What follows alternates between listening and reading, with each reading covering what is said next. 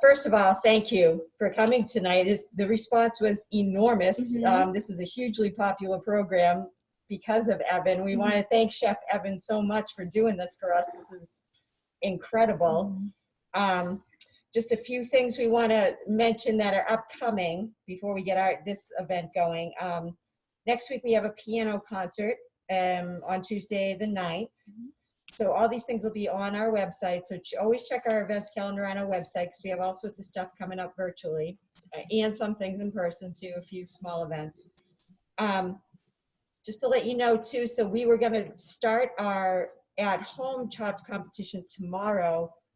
We were going to have people pick up their mystery basket bags. With the weather, it's looking like we may not be here. We won't know that until tomorrow. So if that's the case, obviously we'll start on Wednesday. So you'll have Wednesday through Saturday to pick up your bags. And then your pictures of your dishes, yeah. thank you, will be due by 9 o'clock on Monday morning. Yeah. We are having a cookbook sale right now too, in conjunction with our big Chopped event too. So it's right in by the front desk. There's some amazing cookbooks, so come check them out if you're interested in that. That's all the proceeds go to the Friends of the Library. Speaking of Friends of the Library, we have a Library Giving Day coming up on April 7th, so you'll be seeing more about that, but we're trying to promote the Friends of the Library, and April 7th is their Library Giving Day. Anything else we need to? And at the very end of this program, there's going to be a survey that you'll see. So if you wouldn't mind taking a minute just to fill out the survey, let us know what you think. That would be great. So I think that's just about all of our. To let you know too, there's a Q&A bar down the bottom of your screen. So if you have questions for Chef Evan, you can type them in there. And as we go along, we will be reading them out to Evan so he can answer them as he's going. So I think we're good. Were you all set there, Chef Evan? Ready to go. All right, without further ado, we have Chef Evan from his restaurant Stages in Dover, New Hampshire. All right, Evan. Nice. Hey, everybody. Thank you guys so much for joining. This is a little bit different than the Chopped experience. You can see we're in the lounge area of Stages right now. So behind me is the Stages kitchen. Not sure how many of you have been here because I can't see you. But I can walk you right into the kitchen here, hopefully without tripping over things. It's a little bit different from being in Chopped. There's about 40 less cameras in here and a lot less people. But this is what it's like in the Stages kitchen. So this is where I live, what we do. A lot of fun things here, but I wanted to tell you about what it's like to be on Chopped before we get into the showdown. And let me go through this appetizer thing that you guys have chosen for me, which is, I swear to God, I have not looked at the ingredients. I have no clue what they're gonna be. So I don't know if you guys get confirmation of it, but it looks like we're all gonna be finding out at the same exact time. So here's the funny part, is one of the first things that when you get on Chopped, other than going through the application process, is that the nerves, the stress, the anxiety, the everything is through the roof. And it kind of goes up and down throughout the day, depending on what you're doing. But the first time you're there, you're trying to keep your hands from doing this, which is not easy at all. And I can actually start to feel the excitement kind of course through my veins right now as before we get close to the thing. So I'm gonna try to keep talking as long as I can and just delay this whole appetizer basket that you guys have thrown down for me. So let's see, what is it like to be on Chopped? It's super exciting, first of all. I guess I can say that because I did win. But it's kind of a straight up, pretty vague application process. You put in your resume, what you've done and why you think you'd be good on the show. And luckily I got chosen to be on the show, which is really cool. It's filmed in New York, on sort of Upper Manhattan, almost Spanish Harlem area, around the 103rd and 4th. And it's in an old, kind of an old warehouse building they refurb for what you see on TV. It's a couple floors as far as the studio goes. And when you go in, it's really, it's kind of secretive the way they, like, you meet a couple producers. Other than that, like, you don't see any like anybody else. You see some other like crew people, but you do not see the judges until you see them at a judge's table. So you don't even know who your judges are going to be until you walk out on the set. They walk you around. It's very, very, very well put together. I had no idea what it was going to be like going into the show. As far as like some people say, it's like, oh, it's a setup. They know what's going to be in the baskets and all this stuff. I mean, I'm here to tell you live, it is not a setup. It is extremely real. However nervous you guys get watching the show, we on the kitchen side of things are about 200 times that level going into what we're about to deal with. So you walk around, it's funny because as I'm walking around right here, anytime you go around the corner, you cross like an aisle, anything, they always say, chef's walking, and it has to be confirmed by somebody else around the corner before they let you pass, because they don't want you to see an ingredient, they don't want you to see a judge, nothing. They keep you like so basically like eyes closed up until. So we do have one question from the audience so far. It says, do they give you time to figure out what you're cooking, or is it really as quick as it seems on TV? That is probably the most frequently asked question that I get. And the answer is you have no time to plan, zero. It is exactly as fast as they show on TV. Your thought time, if you will, is however long it takes Ted to say, and here's your basket. You put your hands on, you open the baskets, and at that point, you've got all about 3 or 4 seconds for him to say his line, and it's go. That's it. So, you know, it's pretty easy to plan a meal in 4 seconds, right? That's, but yeah, that's, I don't know if I wish I had planning time or if I like the excitement of just opening and going. You tend to overthink when you have a lot of planning time versus just kind of use intuition, which is exactly what this is completely all about. But actually leading up to the baskets is nuts as well, because they put the baskets in front of you, and then they do a couple shots of you putting your hands on like the handles. And then they zoom in, they zoom out, they do a lot of camera angles, and then they say, okay, hands off, you back away. And at that point, your heart's going because you're not sure, like, when they're saying, like, okay, go. And then they say, okay, this one's real. That's when your heart goes through the roof. And Ted says his little line, and you open the baskets, and you do all kinds of wonderful things. We did have another, do your nerves disappear once you start cooking? For me, they did. Yes. Yeah. It was, for some people, they don't. I definitely competed against others where their nerves, I don't know if it got the best of them, but it was very, very obvious that they were very nervous the entire thing. But for me, I was able to kind of calm down and just like breathe slowly and get myself into a nice little, sort of competition zone. And as soon as I opened the basket, you're just like, go. And I was, in my opinion, you guys will hopefully watch the show. But in my opinion, I think I stayed pretty calm throughout the whole thing, knowing that you have to keep like absolute focus through the competition. If you stutter step, if you lose a half second, if you even second guess yourself, anything that's it. It's over. One mistake, it's done. It's nuts. So we are getting a lot of different questions, so we're going to do our best to as many as we can. That's awesome. Thank you guys for the questions. I appreciate it. Oh yeah, no problem. One is, do you have any idea what's in the pantry? Not just the basket, but what's in the pantry? Yeah, great. Another great question. Yes, you do.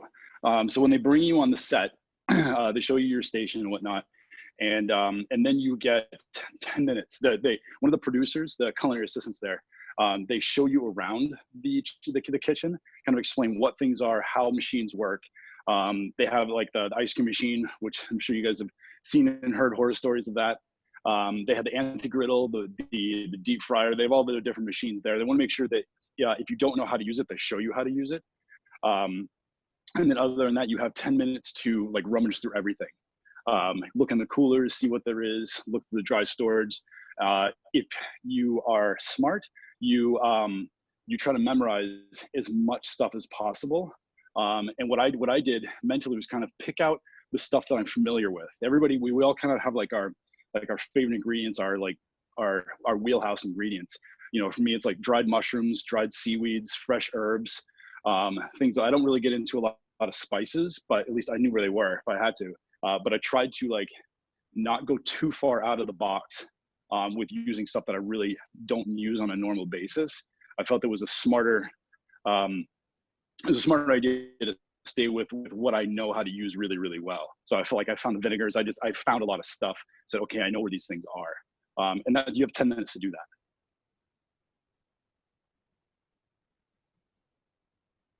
Oops. Okay, can you hear me now? Okay. Yep, yeah. Another question we had was, what sort of preparation did you do before you went on to the show? Did you do anything special to prep? My brother asked me that. Well, like, do you get ready? Do you practice or anything like that? And no, I didn't. I tried not to kind of cloud my mind with a lot of different dish ideas or different things or practice techniques. Biggest reason is that you have no idea what you're cooking. The one thing I did do is that I have some base recipes that I know, like, just off the top of my head, whether it's a gnocchi dough or like a pasta dough or a pâte à choux or how to make crepes or things like that. Like, you memorize these ratios. And that's about the most preparation that I did. Other than that, I try to do stuff that was relaxing. Like, I went for runs around Central Park, you know, just for walks, those things that just keep you, or at least keep me, as calm as possible. So that way you're not focused, like with museums, you know, stuff that it makes it so that you're not like overly anxious about it the whole entire time. You're always thinking about it, no matter who tells you they aren't. You definitely are, all the way up to it. But that's basically what I did. And then we got up there. I used a lot of, I guess, things that I've learned from rock climbing and running, is, you know, breathing techniques and calming things, just to keep myself as calm as I possibly could, going into something that, you know, I've never done before. And you're timed. And you know, you're on camera, so, which is, you know, it's a lot of different things coming at you from different angles. So another question about timing. Joanne asked, the show always has people plating at the last second. Is that creative editing, or is everybody really only a couple seconds away from not plating on time? No, that's very real. That's extremely real. All of, like, I mean, they definitely do, you know, little cut and paste things as far as, like, you know, to keep the action. They flop around to different things, and that's mostly just because there's, you know, so many cameras in there, they can do that. But it does literally come down to the last few seconds. One of the things that I've always learned about competition is whatever time frame you're given, use it. Like, don't try to finish early. Nobody gets points for finishing early. So literally use every single second of that time. This is kind of an interesting thing, is that there was, I think it was the second competition, the second one that I did, that I had, it was in the entree round, and I had a rack of venison and some like a blueberry pie filling, and I think some salted licorice and some other things. And as soon as I opened the basket, a dish just clicked in my head. I knew exactly what it was. Just the flavor profile just like played right into my strong suit of like Nordic flavors. And I knew exactly what I was going to do. And I had the dish and the timing and the whole thing. It was like, I put the entire round into slow motion. I just, like, everything slowed down. And I had that thing so dialed in that I slowed down at the end of the round to plate at the very last second. I drove Alex Guarnaschelli nuts doing it. She was like, oh my God, she's like, Chef, are you slowing down to plate at the last second? I was like, yes, Chef, I am. So speaking of the judges, we have a question from Ashley. She says, when you finish cooking, how long before judging? Is it cold by the time the judges eat it? I asked them that question. Yeah, it is cold. I don't think they've ever tasted hot food. And their thing, they did say that they do. I asked one of the producers, they do take that into consideration, especially somebody like myself, who stages, I do a lot of like temperature and texture elements and differentials between those, so that I have things on one plate that, like, something is hot, something is cold, something is just like, I play with the palate in that form. And I was still trying to keep that idea going when I was on Chopped. And they know that not everything, whatever was meant to be cold, you know, and so or was meant to be hot, they do. But yeah, no, nothing's hot. Another judging question. Can you hear things that Ted and the judges are saying while you're cooking? Yeah, definitely. So you guys have you've all seen the show, so you know how all the chefs' stations are set up in a row, and one is obviously closest to the judges' table. When you walk into the kitchen, one of the first things that goes to your mind, other than, oh crap, those are the judges, is I don't want that station. Nobody wants the closest station to the judges, because you can hear them the most. You can hear all their commentary, their little, you know, sideways comments, and they're like, you better get that thing out of the pan. You know, you can hear all that. You can hear all that stuff. So yeah, you can hear all of it. I tried my best to kind of tune that out. I have an advantage that I think a lot of chefs don't have here at Stages, is that I sit right, or I cook right in front of the diners. So, I mean, almost like a sushi bar style, you know, so it's like, actually, here's Michelle. So, you know, so she's sitting where one of the diners would be sitting, and that's where I'm cooking. So I'm completely used to people asking me questions and, you know, sort of looking at things and pointing at stuff and taking pictures. And I was like, I'm very used to that. It doesn't bother me at all. So the judges saying things doesn't throw me off. It definitely, like, there's a couple of people that definitely got on their nerves and kind of got under their skin, but I held it together. So another question we had was about your fellow competitors. Did you meet them before you started, or did you get any chance to interact with them before you started cooking? Yep, definitely. So you guys, so you're almost like a little unit, like a little pod. And they don't break you up except for like when they do interviews, like sort of offset interviews. Other than that, you guys are together. And it's really interesting because they want you to like talk trash about each other and say like, oh, I'm gonna take down whoever, you know, this guy's no good. They try to, you know, they want you to kind of play up that side of it. The thing is that you and 3 other people are going through an extremely intense situation. In a lot of ways you band together because you're all going through it. And so I actually made some really good friendships, and I'm in great contact with a lot of the chefs that I competed against, whether they won or I won, either way. But I'm still in really good contact with them, which is cool. And there's a woman from Boston that I competed against twice. And it was really cool because when I walked into the studio, we saw each other. We just like jumped up and hugged each other, like, "Oh my God, I know somebody! This is great." But yeah, you spend the day together. Yeah, you definitely make some friends. A lot of people are asking when you do your interviews, like your little takeaways about your thoughts on what you made and how it felt while you were cooking. When do you film all of those? They are throughout the day. And so they do one, like right when you finish a round, they pull you kind of off to the side and they do almost like a, what did you think of that kind of thing. And the nice thing, and here's another thing, I don't know if this is one of the, I can see there's a lot of questions, which is awesome, that everybody has almost like a stenographer that follows them around and writes down everything that you did. And so they're like, okay, after you took the beef out of the pan, what did you do? You're like, Jesus, man, I don't know. Well, what did I do? They're like, oh, you dropped the pepper on the floor. It's like, yeah, I dropped the pepper on the floor. And so they kind of prompt you as to what you did. So you just kind of replay basically what happened in that round. They have you like state the name of your dish. So at that point you have to come up with a name for your dish right after you cooked it, which is also fun because, you know, then you have to actually remember what just happened, which isn't always the easiest thing. And yeah, you come up with a name for the dish. They ask you how you felt. And then they ask you like, who do you think is your biggest competition in this round? They constantly ask you that. And they use like little bits and pieces of it there. And then other than that, you do, when you finish, so you do a lot of those things, a lot of those little sort of breakout interviews. And then whenever it is that you are done, whether it's early or you go all the way through, you do an exit interview. And that, if you lost or if you didn't win, it takes about an hour and a half. If you did win, it takes about 2.5 hours to go through all of that. And that's where they get in the voiceover stuff. So speaking of what you made on the show, we've got a few different questions. One of them is, what dish were you the most proud of?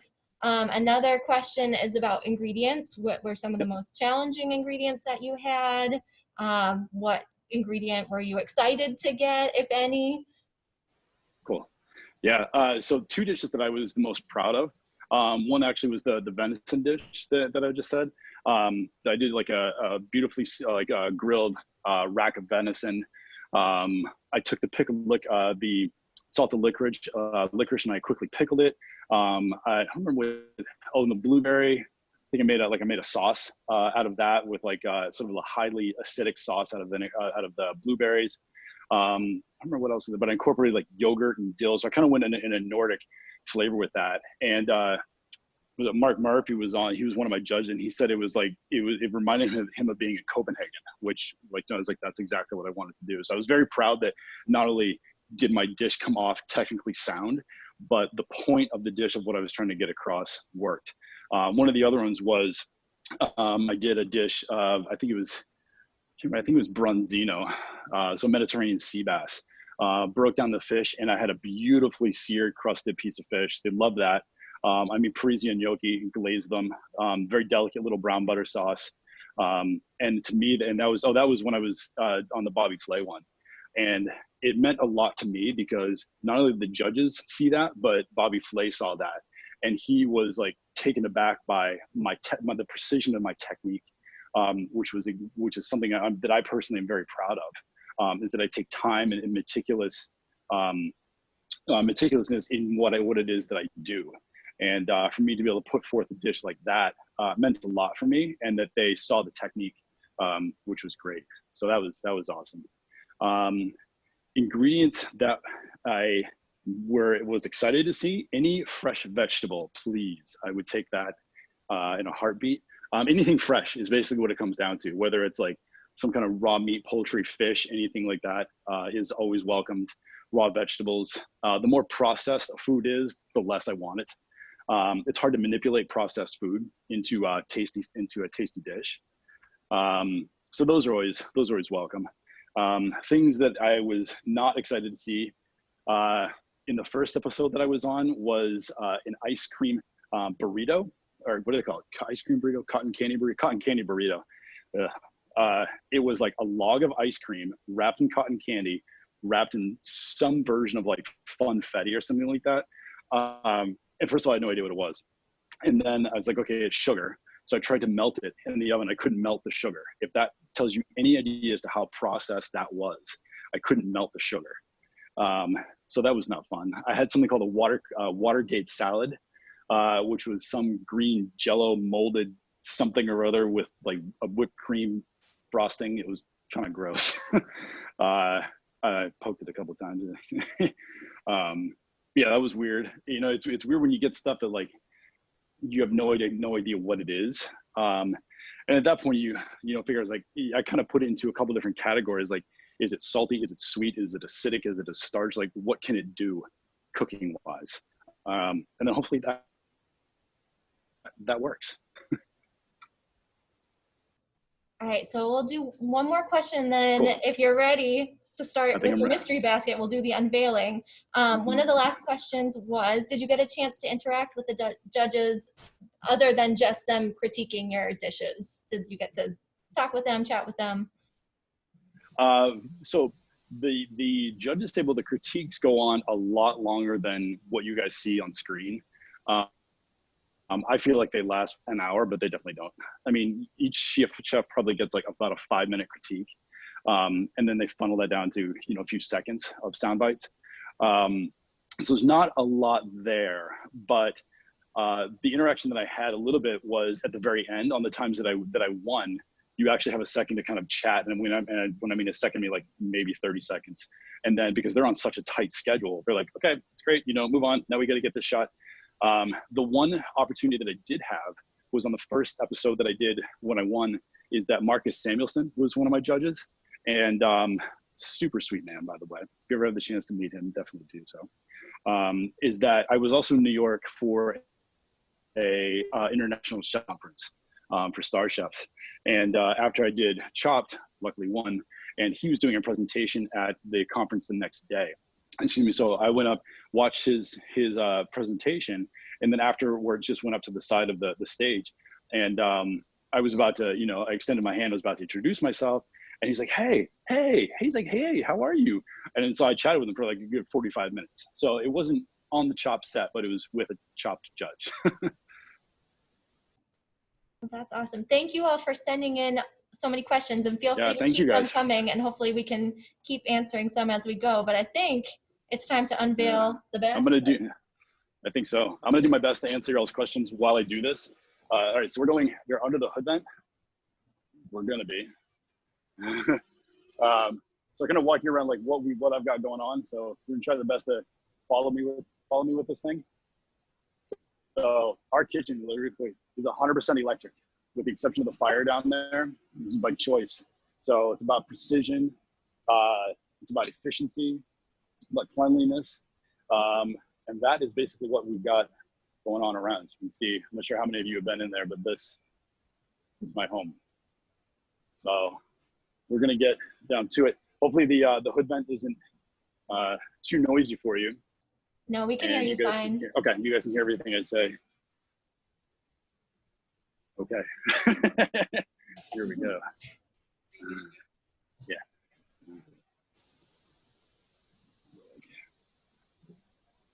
So we're not professional cameramen, so we're doing our best to keep this thing. So you can see, like, right, I haven't opened this thing. We still got the original ribbon on it. So we wanted to remind everybody that patrons voted on what the mystery ingredients were going to be. Yeah, so these are all voted by you guys. All right. I'll show you this when we get down to it.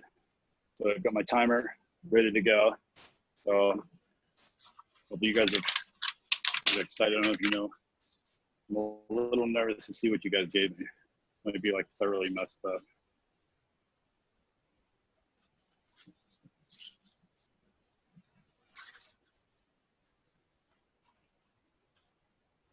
Good wrapping job. You might need scissors or a knife. There you go. Okay, you guys ready?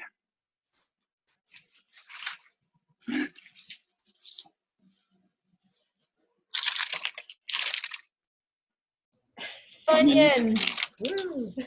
Remember when I talked about raw vegetables? There you go. All right. It's squid ink pasta. Oh, yeah, squid ink pasta. That's cool. That's actually, now I don't have to make pasta. Spam. How did I do something like this without this way? We got to keep you on your toes. All right. So, like they say on the show, ready? Got 20 minutes to make an appetizer using onions, pineapple, squid ink pasta, and Spam. I'm trying to use Ted's voice. And your time starts now.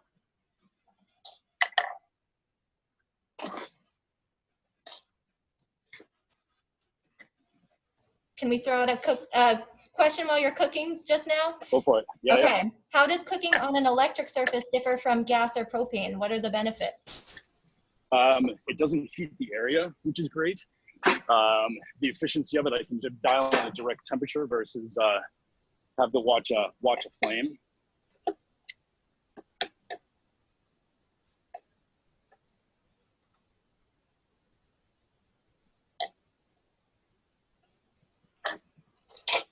Another question that we got earlier that I liked was, what you cooked on Chopped, would you serve it at stages? Never.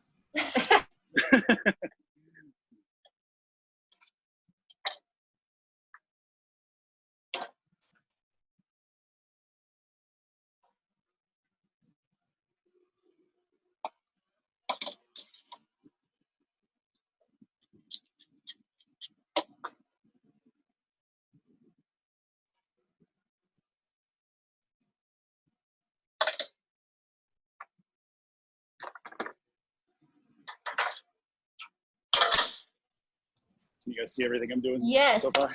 So did you just put salt on the pineapple? Salt on the pineapple, put it over the fire. What does the salt do in the grilling process? It helps just the flat out flavor of it.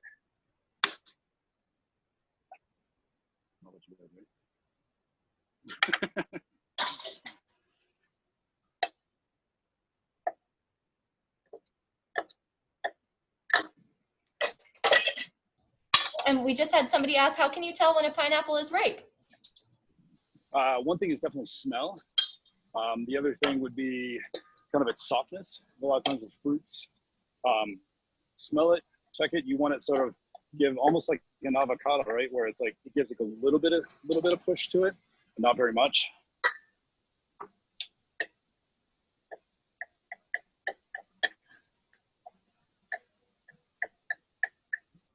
So we just had a question, why wouldn't you cook what you cooked on Chopped at stages? So I don't normally work with things like Watergate salad and all kinds of processed foods. Everything that I do here is all raw and fresh foods. So it's kind of hard to work with processed stuff. It's also, everything I do here is based on New Hampshire foods, not from a lot of other places, which is where a lot of these ingredients come from.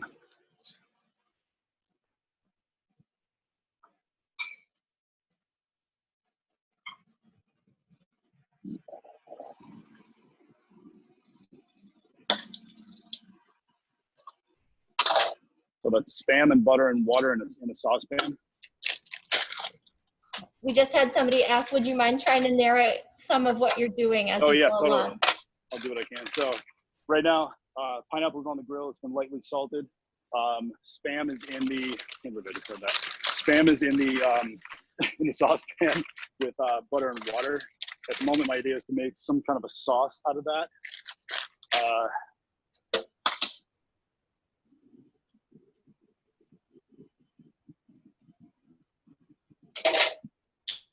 All I really want to know is like how salty that is.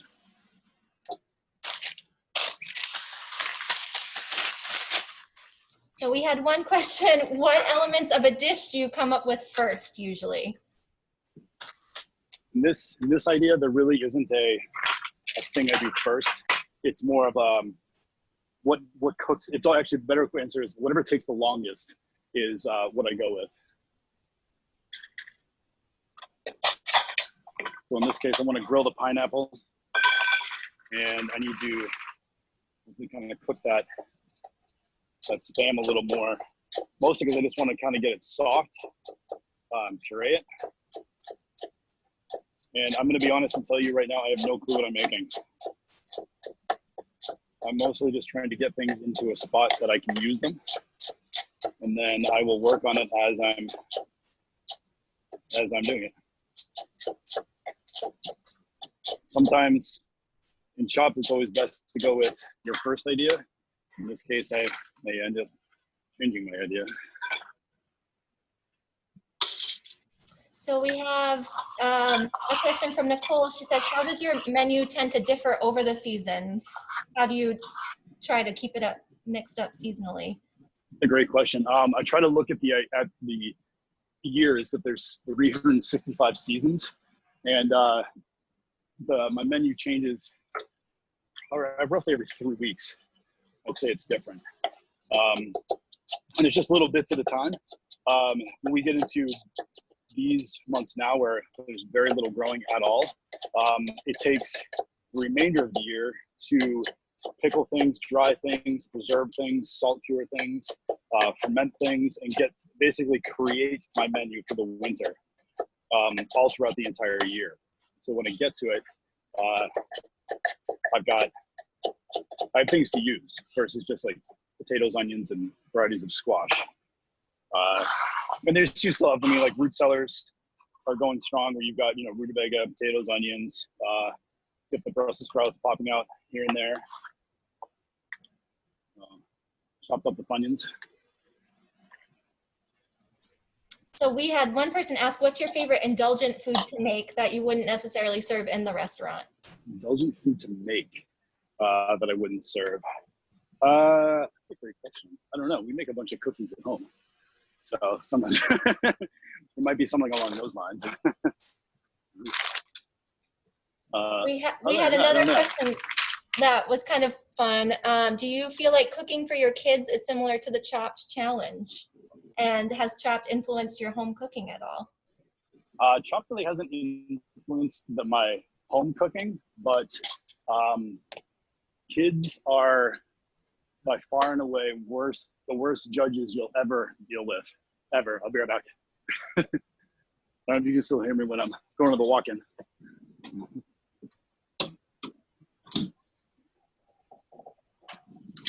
Yeah, kids are the worst because they either a critic will try to come up with some sort of poetic way to tell you that something sucks. Kids are just gonna flat out won't eat it. So this is ginger oil.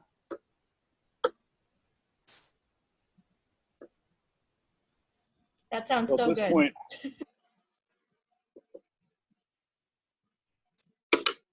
starting to kind of hone in on the dish a little bit, where I've got the grilled pineapple, got the Spam working. That will definitely be some kind of a sauce. It's super fatty and salty. So in my mind, what it needs a lot of acid. So we're gonna try to give it that. We're gonna spike it with vinegar and try to balance it. We have so you asked what I cook on Chopped, would I do this in the restaurant? I was like, I wouldn't serve Spam at the restaurant. We do have a couple of questions about the knives that you're using. I have one that's, what's your favorite type of knife to use? And it doesn't look like you're using a traditional chef's knife. Somebody else asked, how did you decide what knives to use today? So we can focus on that. I don't know if you can see it right there. So these are Masonos.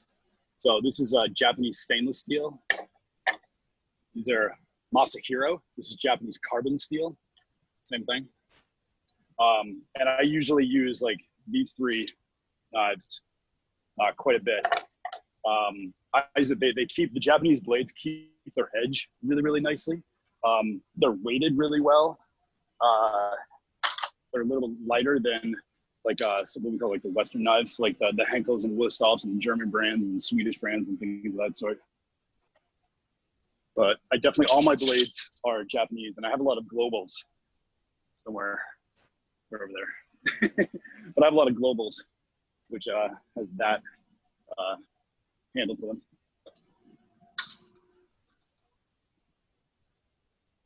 So this is kind of a fun thing with like something here, right? So you can like look in the pan, right? So it's like, so the Spam cooking, my idea is that I want to puree this, but it's not, this is never going to like break down like a potato and become something that I can literally just mash in the pan. So I need to heat this up enough where I can tell that it's like soft all the way through. And then I'm going to throw it in a blender and just like and puree it. So we're going to do a time check. How many minutes are left on your timer? Hopefully like 20, 10.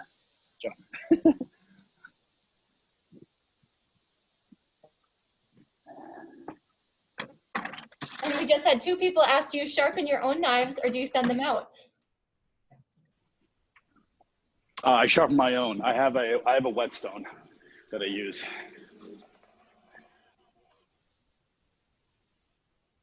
Yeah, I've never sent out knives. I just learned to sharpen them. That's sherry vinegar.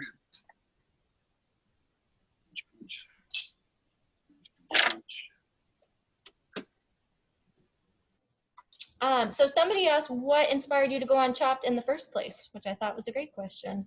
It is a really good question. And the funniest thing is I don't get asked that very much.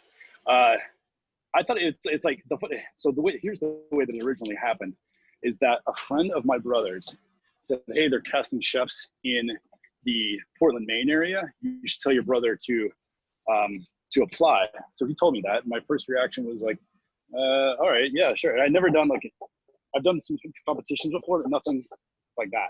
Nothing where it's like, they throw some like super weird ingredients at you. So I said, all right. And then really might as well give it a try. Competition's kind of fun in an odd way. And so I gave it a shot. And then the nice thing is that the first one that I was on, I won.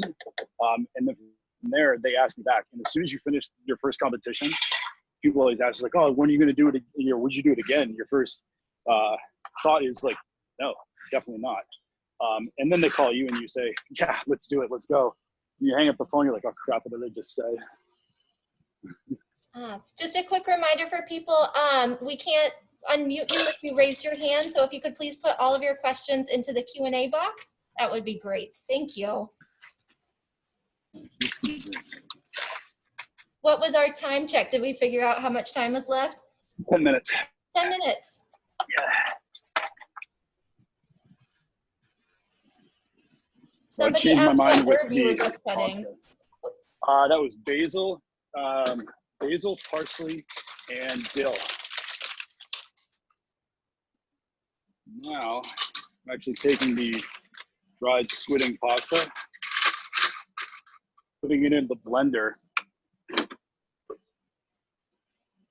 right, dry. So, but this is a Vitamix. These are super high powered. This is gonna get really loud.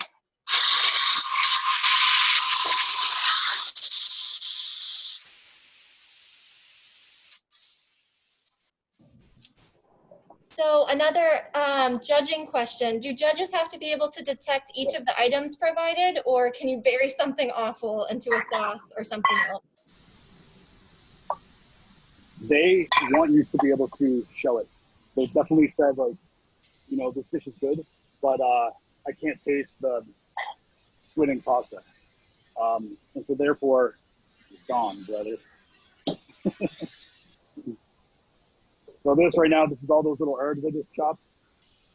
Ginger oil, the chopped onions, little crunchy business right there. I'm gonna add pepper to this and no salt because the onion's already salted.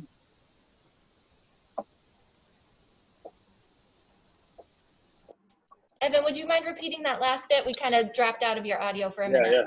So this is the 3 herbs today, the parsley, dill, and basil, and then the chopped up onions. I put white pepper ground into it, but no salt because the onions are already salted.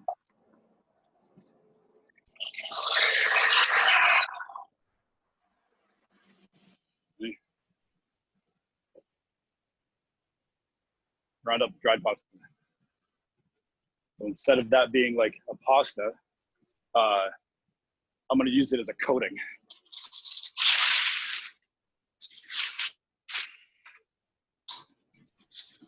So someone just asked, how was competing against Bobby Flay? Was it intimidating? Were you nervous to meet him? So I didn't actually get to compete against him. I went out the round before that. However, he was one of the judges, and you don't really get to meet them, but he's around you while you're cooking. And he's good. He's a cook. He's a chef. He knows how to walk around a kitchen. He's not there, not in your way or anything, but very polite, very professional.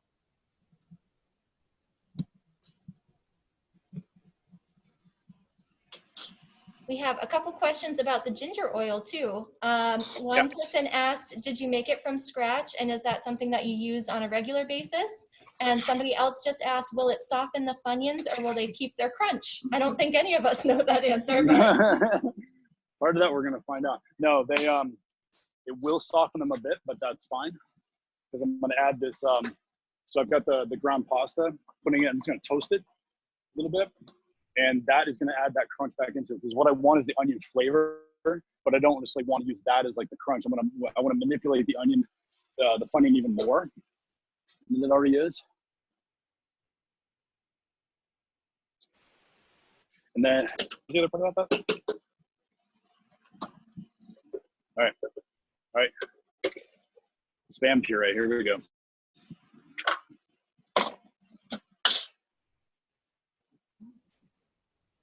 We have a question. Are there any other chefs that have inspired you during your career?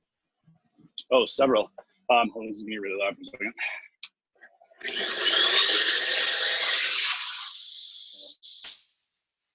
Chef that I worked for in Chicago by the name of Grant Ackett. He has a restaurant called Alinea. Oh, the ginger oil. Yes, I make this all the time. I do make it from scratch, and it is my most frequently used oil of everything I do. Grant Ackett in Chicago was probably one of my biggest inspirations.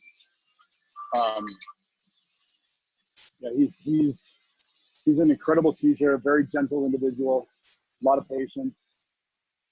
So I'm trying to think right here.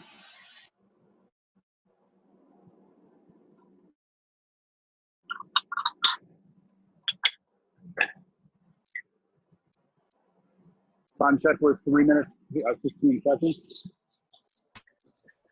Another you guys question. Think I'm gonna be able to do this? Somebody just asked, what's your favorite ingredient to work with? My favorite ingredient, I love dill. I love fresh herbs, huge fan. I love tomatoes. Dill is probably one of my favorites. I think sorry, it's super loud again. I think dill is a super versatile herb. It can go all the way through desserts. It can go first courses. It can go with a lot of stuff. Works well with citruses, works well with fish, fruit, meats. Can run the whole thing. There you go. Ready? Yum. Is that the Spam? That's the Spam sauce, yeah. Because of the consistency of that, I'm going to change the plate that I'm using. All right, you guys are going to witness me tasting the Spam puree. I wish you all had to try this too.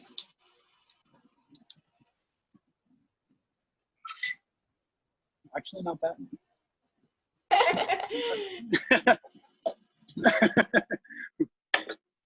Maybe you will see that on the stages.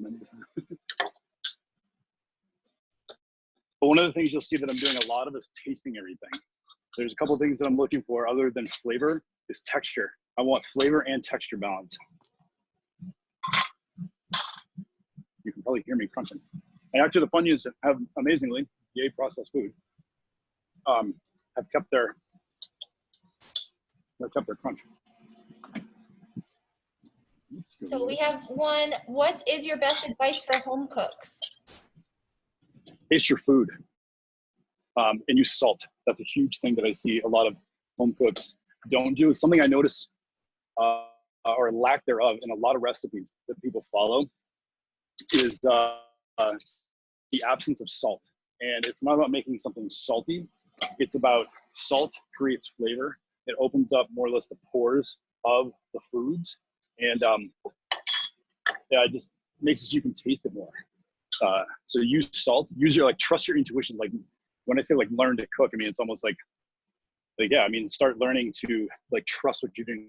Make a recipe a couple times and then you learn it. You learn the technique, whether it's baking something, searing something, sauteing, simmering, boiling, whatever it is. But remember that. And then you start building this little arsenal of things. 33 seconds, holy crap. So speaking of last second, we have somebody asked, how do you know how to plate last second? How do you decide what you're gonna do? What it's gonna look like? I think so. Yeah, as far as what it's gonna look like, I don't ever have an idea in my head until I start putting the puzzle pieces together. And then it just kind of lines up nicely.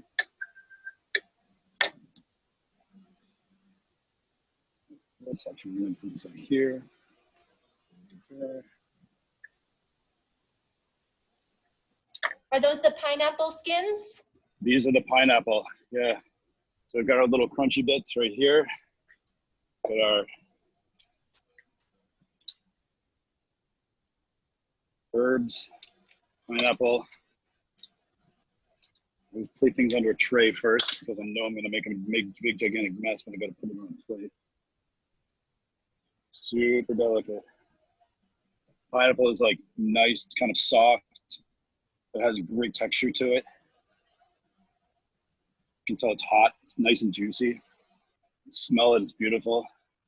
So I've got that Spam puree is kind of fatty. A little bit of fresh dill, excellent. Right. Almost there. The 10-second countdown?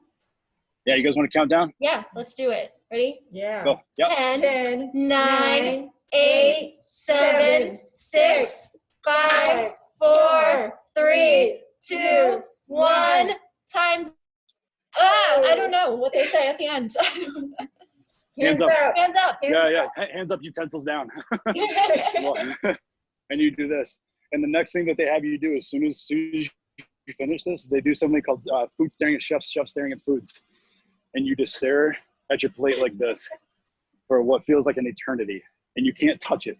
You can't move things. You can't wipe the rims. You can't do anything. If you know something is out of place, that's not where it lives. That's it. It's over. At this point, you're usually sweaty. You're you're looking around at your plate and checking to see what it is, and you look over your opponents to see what they did, and you're like, damn, that looks really, really good. And you start thinking about, is mine good enough? That whole sort of scenario. So maybe we can kind of turn this out and show you so now we go to judges table, right? So you guys want to go to judges table? Yes. And somebody just asked, what would you name this dish? So we'll do it in sort of true chop fashion, right? So judges, today, what I made for you is grilled pineapple with a topping of Funyun, fresh herbs, dill, and dried oyster. That's right here. And a puree of Spam. It's always some of the descriptions that we get to say are after it, you kind of think did that just come out of my mouth? Did I just say puree of Spam? Yes, I did. And then they're like, okay, all right, let's see what you did. And I'm going to play the judge, and I'm going to tell you this is really good no matter what it tastes like. The anticipation of this is nuts when you're doing this. At least you get to eat it hot. That's good. That's actually pretty good. I have outdone myself. That's actually not bad. Cool. So so everything that's in there, and the dried pasta is in the little crunchy business as well. It kind of bumps up the crunch factor. So I got flavor-wise, I kind of tell you what this is flavor-wise because you guys can't taste it. Is that so with the little onion mixture, right, that went on there. So you've got this nice bright, fresh herb thing going on with the dill kind of really comes through. The basils, you may think that basil is a super strong flavor, but in this aspect, it really gets tamed by the parsley and the dill. And as far as the Funyuns, all I get out of it is onion flavor. So imagine if you used say dried onion powder or something like that. That's kind of the flavor that added, and then the crunch came back in from the dried pasta, so that I added it back in another way. Now, what my brain thought of because of the difference in things is that I had something. Squid ink is very oceanic in flavor. It doesn't always come through in pasta. People think it's really cool. It's really cool. All it does is really make pasta black, which is neat. So in this aspect, knowing that, I knew that it's not going to add a whole heck of a lot of flavor to it. So instead of adding it as I'm going to make this, super oceanic dish, that I decided to use it as a texture. And also grinding it that way saves me a ton of time versus trying to perfectly cook a dried pasta that I've never used that product. I've never used that company before. I really don't know much about it. So cooking it right for the very first time is a bit of a tough thing to do. So I went with something that I knew would work, is to use the texture of it. That's not bad. You guys will like that. For some people, it looks like a couple people missed it, but the squid ink pasta got ground up in the blender and mixed in for the crunch and the texture. I'm going to show you that from this side. You can see. So that's what I got ground down to a little powder, and it got mixed into this little herb mixture. So these guys made friends right here. And then actually going back to the whole, the oceanic idea. So this is kind of where I don't want to say cheated, but I used the home court advantage, we'll say. So I have these things. So I call these oyster crisps. So this is a lot of oysters, raw oysters, pureed with agar, gelatin, and pectin, and then dehydrated. So this is super intense oyster flavor. And so that I could bring in the flavor of the ocean that the squid ink lacks, and bring it back in. Because oyster and pineapple, have you ever had raw oysters with diced up pineapple or fruit or something acidic on it? It kind of brings that element into it. And it doesn't make it ooh, that's fishy. It's no, it's not at all. It just brings this nice little sort of oceanic salt element to it. So it's about knowing how to manipulate these ingredients. How do you guys think I did? Did I make it? I think you did great. I mean, on presentation and creativity off the charts, man. That was crazy. That was unbelievable. To blend the Spam, I would never in a million years. I thought fry it up or something. Yeah, blend it. We wish we could taste it. Somebody put that in the questions too. He said he can be there in 10 minutes to taste it. So. Oh, I know. And someone just asked if your camera person will get to try it out too. Yes, you guys. This is Michelle. So this is the love of my life right here. So she is the camera woman. Thank you, Michelle. So, yeah, Nice she's gonna get to eat it. She's gonna have to taste it. I have to taste it. She has to taste it. Yeah, that was fun. And hopefully you guys didn't chop me. No, somebody just said you have not been chopped. Not been chopped. Everybody's giving you applause. No. That was awesome. That was fun. It's interesting to go thugh that process because it's just it starts, and at first you literally just grab an ingredient and start working with it. The last thing you should do is just stare at the food because it's never cooked itself. But if you just start grabbing something and hopefully figure out what might take the longest and just go with it, and hopefully an idea works from there. Hold on. I'm just texting back and telling me what's going on. My son is texting us, what are you guys doing? So they're at home at the moment. But yeah, it's just, you know, just like kind of go with it. Like again, like it just doesn't always just pop into your head. You know, sometimes like on the show, it makes it look like, oh, we know what we're doing the whole time. It's like, we definitely do not. Yeah. Oftentimes we're figuring it out up into the last second. And then, you know, sometimes I'm lucky enough this didn't happen to me, but sometimes you're like, you know, or you've seen on the shows, right, where there's, you know, you've got all the ingredients put on the prep table, and, you know, they're like, oh, he's got this thing seared and he made this out of sausage, but he hasn't touched the pickled carrots yet, you know. And so it's like a minute and a half left and you still haven't touched the damn pickled carrots. You know, so there's definitely that aspect. And I actually, in one of the competitions that I was in, one of the rounds that I was in, one of the guys forgot one of the ingredients. Like it was like carrots, and he forgot them. Like he cooked them, they were in a pan, but he didn't put them on the plate. Wow. And so as soon as, you know, they're like, you know, hands up, utensils down, he's like, whew, and he turns on, he's like, no, and he realized immediately what he had done. And the first thing that popped in my head is like, safe. Because I used all my ingredients. And what happened is he actually did not get chopped. Somebody else did. And it was mostly because their dish was, I think we were working with smelts. And this person like made like a dish with raw smelt, and you can't do that. It's not safe to do that. And so they got cut versus the guy who forgot the ingredients. So it's not always like you're gone, you know, it's it just makes somebody else has to mess up more. We've had a couple for like a final-ish question. A lot of people have asked, what's your favorite type of food? Dessert, savory, what do you love?